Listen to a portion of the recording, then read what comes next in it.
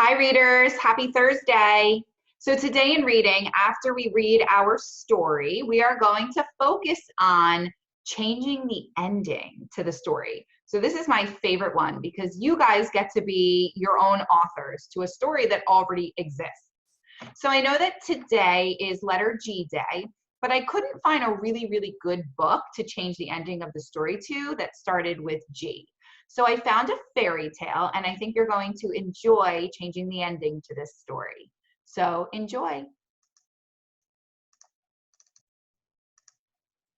Jack and the Beanstalk, a twin sisters ebook, written by Naomi McMillan. Once upon a time, there was a poor boy named Jack. He and his mother were so poor they didn't even have enough to eat. One day, when there was nothing left at all, Jack set out for the market to sell the family cow. As he went on his way, Jack met an old man who offered him magic beans in exchange for the cow. Magic beans, thought Jack. Won't Mother be surprised? And so he happily accepted the 5 small beans. But when Jack reached home and showed his mother the magic beans, she was furious. "How could you sell our cow for those worthless beans?" she cried. "There aren't even enough of them to eat." She snatched the beans from Jack and tossed them out the window. Jack hung his head in shame. The next day, just before sunrise, Jack woke up and discovered a giant beanstalk growing right outside the window. The beans were magical after all, thought Jack. Jack decided to climb the beanstalk to see where it might lead. Up, up, up he climbed through the morning mist and clouds. At the top, he found a road that led to a castle. A lady giant was working in the castle garden. "Excuse me," said Jack. "I'm hungry. Could you please give me something to eat?" "Very well," she said, "but don't let my husband see you, for he likes to have little boys for breakfast."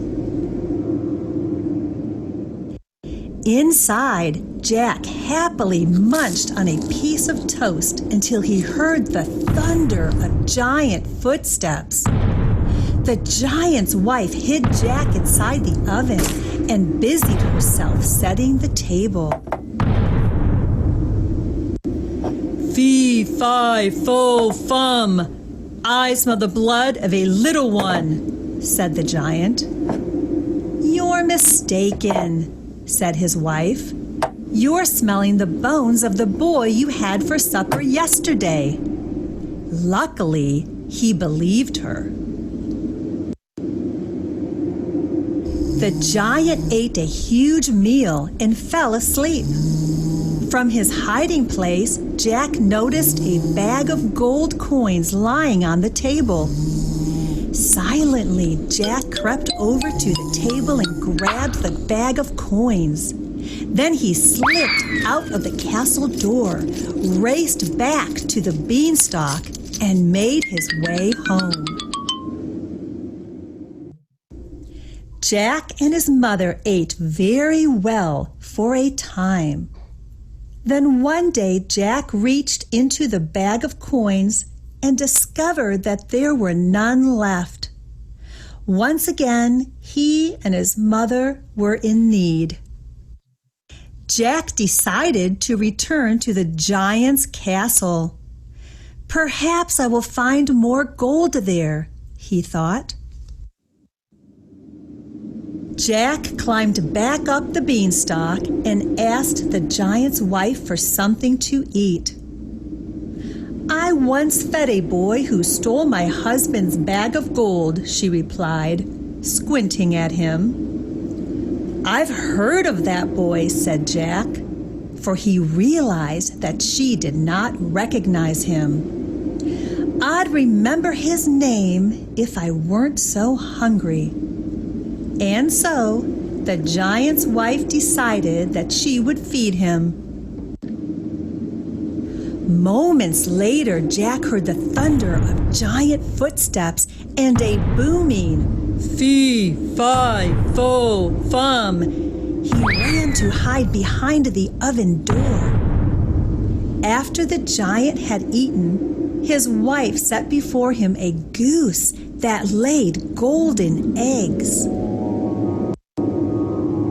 Jack waited until he heard the giant snoring, then grabbed the magic goose and tiptoed out the castle door. Once home, he asked the goose to lay a golden egg, and to his amazement, the goose did.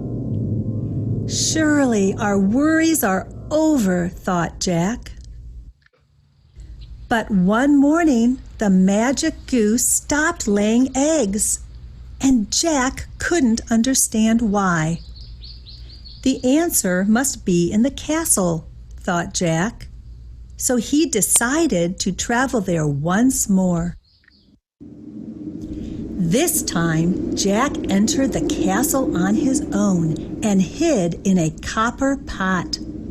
From there, he heard the giant say, "Fee, fi, fo, fum." Jack peeked out and saw him sitting at the table with a golden harp that sang to him.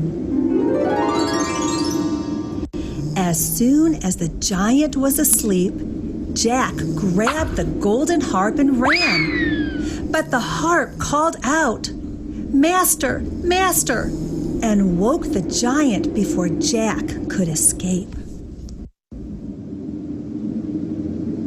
Jack ran faster than the wind, but even so, the giant was quickly catching up.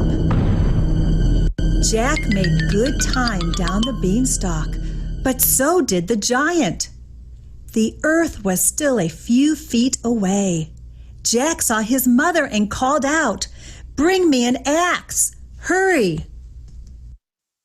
As soon as he hit the ground, Jack grabbed the axe and swung it with all his might, cutting into the trunk of the beanstalk. 1, 2, 3 whacks were all it took.